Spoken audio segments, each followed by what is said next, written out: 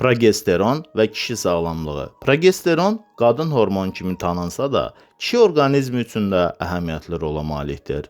Testosteron səviyyəsinin tənzimlənməsində progesteron rol oynayır. Belə ki, progesteron testosteronla estrogen arasında balansı qorumağa kömək edir və testosteronun artıq estrogenə çevrilməsinin qarşısını alır.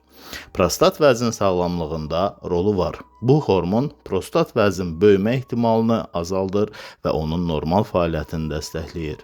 Emosional vəziyyətə təsir edir. Progesteron sinir sisteminə təsir edərək narahatlıq və depressiya əlamətlərini azalda bilir.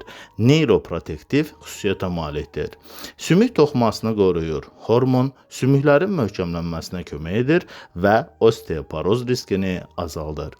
İmmun sistemi dəstəkləyir. Progesteron immun funksiyanın tənzimlənməsində iştirak edir və orqanizmi iltihabi proseslərdən qoruyur. Kişilərdə progesteronun miqdarı qadınlardan daha aşağı olsa da, onun düzgün nisbəti ümumi sağlamlığın qorunması üçün çox vacibdir.